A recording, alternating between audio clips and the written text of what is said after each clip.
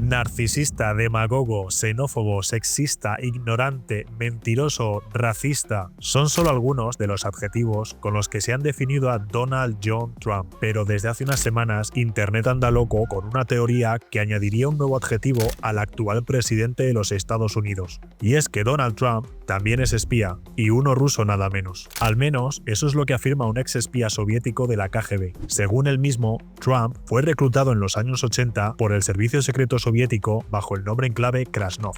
La deriva prorrusa de Trump no ayuda para nada a desmentir estos rumores. Pero, ¿qué hay de verdad en todo esto? Posiblemente, la verdad está oculta en algún lugar secreto de los archivos de la KGB. Lo cierto es que hay cosas que sí sabemos. Hoy te lo cuento todo en este vídeo. Siéntate y disfruta porque vamos a descubrir la historia oculta de Donald Trump. El presidente no, el agente de la KGB.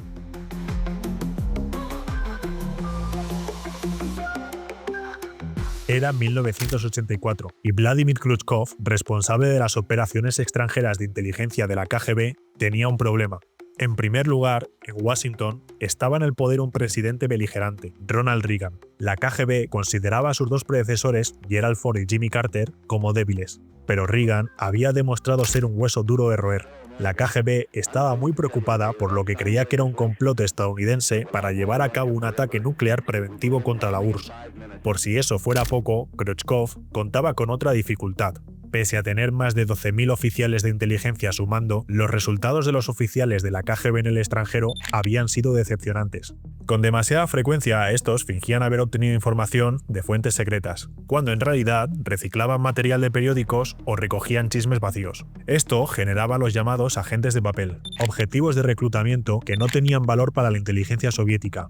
En enero de 1984, Khrushchev abordó el problema durante un congreso semestral celebrado en Moscú. El tema tratado: cómo mejorar el reclutamiento de agentes. Fue precisamente en esta época cuando Donald Trump parece haber llamado la atención de la inteligencia soviética. ¿Cómo ocurrió eso y dónde comenzó esta relación es algo que desconocemos? Pero hay algo que sí sabemos. Trump fue invitado en los 80 por el embajador soviético en Estados Unidos, Yuri Dubinin, para explorar oportunidades de inversión inmobiliarias en Moscú. El objetivo era discutir la posibilidad de construir un hotel en la ciudad, similar a la Torre Trump de Nueva York. El día elegido para su viaje fue el 4 de julio de 1987, una fecha, el 4 de julio, Día de la Independencia Americana, que parece un guiño para la historia. Pero ahí estaba él, un magnate americano en Moscú, tras el telón de acero y en plena Guerra Fría. Durante su estancia, Trump se alojó en la suite Lenin del Hotel National, cerca de la Plaza Roja, un lugar bajo el control del KGB y plagado de micrófonos ocultos. Se sabe que exploró media docena de posibles ubicaciones para la construcción de la Torre Trump de Moscú, pero por lo que él mismo cuenta en sus memorias, pese al interés de las autoridades locales, ninguno de los proyectos se concretó. Aunque el viaje no fue exitoso para los negocios de Trump, parece que sí que lo fue para los soviéticos. Yuri Svets, un antiguo agente de la inteligencia soviética, afirma que la KGB sospechaba que Trump era extremadamente vulnerable en el plano intelectual y psicológico, y que se dejaba adular. Según este relato, ese primer viaje a Moscú sirvió a los servicios secretos soviéticos para cortejar a Trump, agasajándole y mencionando temas que esperaban que él promocionara en Estados Unidos. ¿Pudo Trump realmente haber sido reclutado por el servicio secreto ruso? Recordemos por un segundo el problema que enfrentaba Vladimir Khrushchev. El jefe de espías se había percatado de que hasta entonces se habían centrado en captar candidatos que mostraran simpatía ideológica con la URSS, izquierdistas, sindicalistas, entre otros. Para mediados de la década de 1980, estos activos se habían vuelto más escasos. En especial, el servicio secreto ruso estaba preocupado por su falta de éxito en el reclutamiento de ciudadanos estadounidenses. Con el fin de cambiar esto, Khrushchev ordenó a los oficiales de la KGB que hicieran un uso más audaz de los incentivos materiales, el dinero, y que utilizaran la adulación. Khrushchev fue claro: el principal esfuerzo debe concentrarse en adquirir agentes valiosos. El viaje de Trump a Moscú tuvo lugar precisamente mientras Khrushchev buscaba mejorar las técnicas operativas de la KGB, por lo que no sería ninguna locura pensar en que de verdad pudo haber sido cortejado de alguna manera por los servicios secretos. La pregunta clave entonces no sería si ellos lo intentaron, sino si lo lograron y cómo podríamos saberlo. Y creo que tenemos una pista.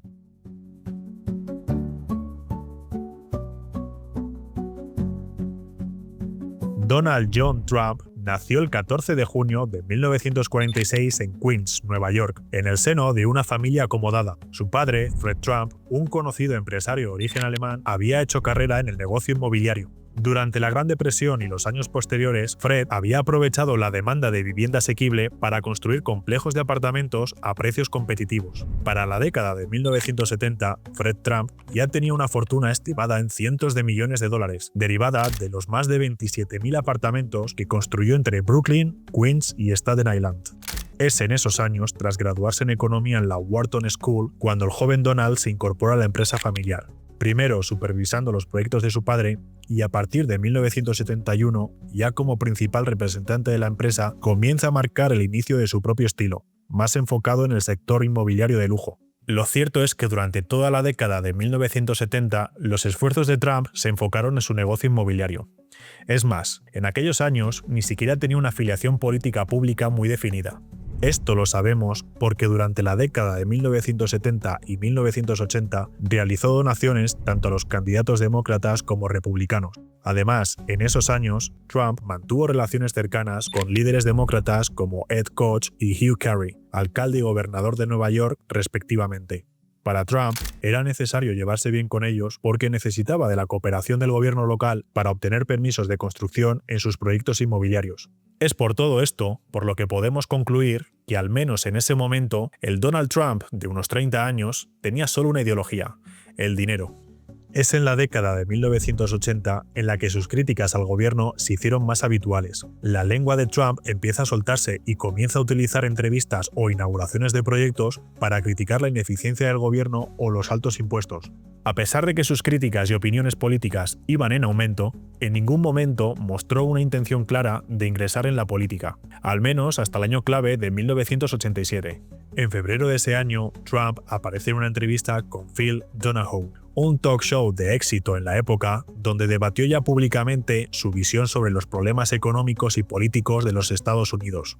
Tras ver la entrevista, el mismísimo Richard Nixon, apartado de la política desde el 74 por el caso Watergate, escribió una carta a Donald Trump en el que le felicitaba y predecía que si Trump algún día se presentaba a las elecciones, este las ganaría. En noviembre de 1987, 4 meses después de su viaje a Moscú, Trump publicó su primer libro, The Art of the Deal, donde ya no solo hablaba de sus estrategias empresariales, sino que también incluía críticas a la burocracia gubernamental y sugería una gestión más eficiente del país. En ese momento, Donald Trump tenía alrededor de 40 años. Sus críticas al gobierno se habían intensificado con el tiempo, y a partir de 1987, estas tomaron un giro más decidido, lo que marcó el inicio de lo que eventualmente sería su carrera política. ¿Casualidad o no que coincidiese ese giro con su viaje a Moscú? Para al menos 3 oficiales de inteligencia soviéticos retirados, no.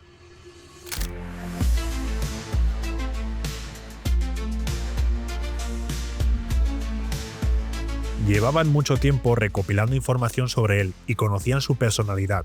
Para la KGB se trató de un juego en el que debían fingir que estaban tremendamente impresionados por su personalidad, y al final le hicieron creer que estaba hecho para ser el presidente de los Estados Unidos algún día, reconoce Yuri Svets, ex espía de la KGB. Según Svets, la KGB ya se había fijado por primera vez en Trump en 1977, cuando se casó con su primera mujer, la checa Ivana Selnichkova. Alnur Masayev, antiguo director del Servicio de Seguridad de Kazajistán, afirma que en el año 87, mientras trabajaba en Moscú como agente del KGB, su equipo reclutó a Trump bajo el alias de Krasnov. Musayev decidió darle ese nombre clave ya que es una palabra rusa que hace referencia al color rojo, tomando en cuenta que durante esa época el estadounidense era pelirrojo. Vamos, que los rusos le pusieron de nombre en clave zanahorio. Sergei Smirnov, otro exagente retirado, respaldó categóricamente las acusaciones en una entrevista con un periodista ucraniano. Según Smirnov, en su viaje a Moscú, Trump habría estado rodeado las 24 horas del día, los 7 días de la semana, por operativos de la KGB, incluidos todos, desde su taxista hasta la criada que prestaba servicio en su habitación de hotel. De esta forma, todos los movimientos de Trump habrían sido registrados y documentados, y este podría haber caído en una trampa de miel. Una trampa de miel es una táctica de espionaje en la que se utiliza el atractivo sexual para atraer a una persona a una situación comprometida. Esto se hace con la intención de grabar o presionar al objetivo en el futuro. No sabemos si esto pasó o no, pero es curioso cómo a su vuelta de Moscú, Trump publicó anuncios en 3 de los principales periódicos de Estados Unidos, argumentando que el país debía dejar de financiar la defensa de naciones que podían protegerse por sí mismas.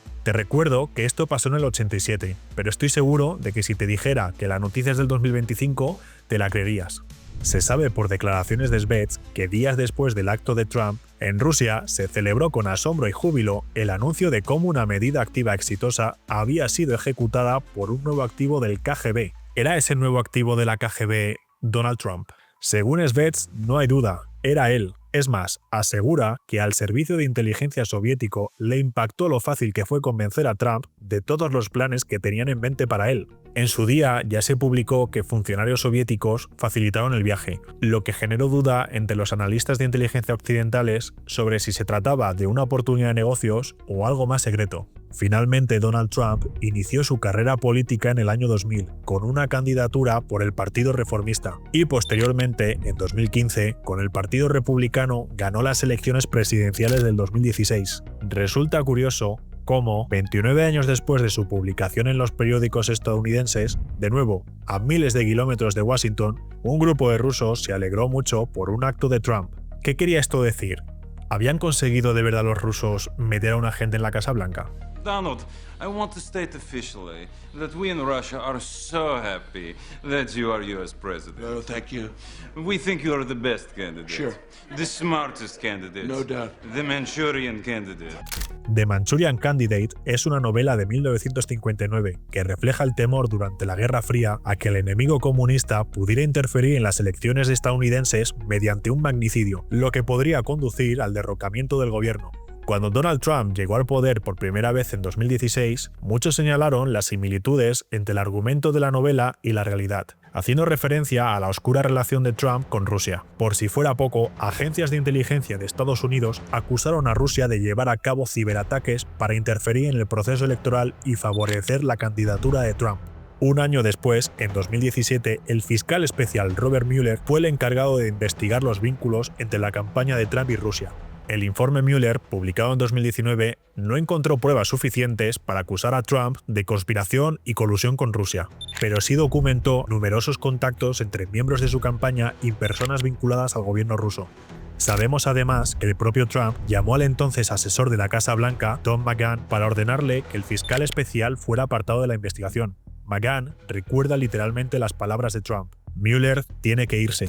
El Moscow Project, otra iniciativa del Center for American Progress Action Fund, determinó que la campaña de Trump y su equipo tuvieron al menos 272 contactos conocidos y al menos 38 reuniones con operativos vinculados a Rusia. Vale, y si hay tantas sospechas al respecto, ¿cómo es que nunca se ha probado nada? Quizás la clave está en lo que afirma el exespía Yuri Svets. Hoy, el archivo personal de Krasnov ha sido eliminado del FSB, los servicios secretos rusos actuales, y está siendo administrado de forma privada por uno de los colaboradores cercanos de Putin. Las sospechas sobre Trump no llegan solo de detractores o exagentes extranjeros. Su propio director de comunicaciones en 2017, Anthony Scaramucci, afirmó que la relación de Trump con Putin ha desconcertado a muchos de sus exfuncionarios de alto rango, y afirma que hay un misterioso control sobre el presidente. La actual postura moderada hacia el poder ruso podría explicarse si se considera que Trump en algún momento estuvo bajo la influencia de Rusia, pero la realidad podría ser todavía más alarmante y la actitud prorrusa de Trump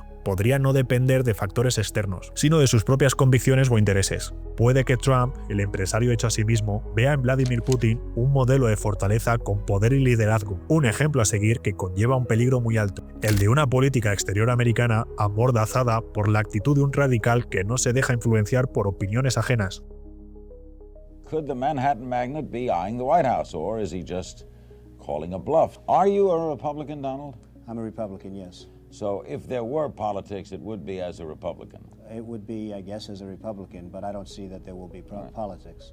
En esta entrevista de 1987, pocos meses después de su viaje a Moscú, Trump rechaza la posibilidad de postularse como presidente de los Estados Unidos. Sin embargo, la historia ha demostrado que lo que dice Trump no siempre es cierto, lo que plantea una pregunta inevitable: ¿en qué más podría estar mintiendo?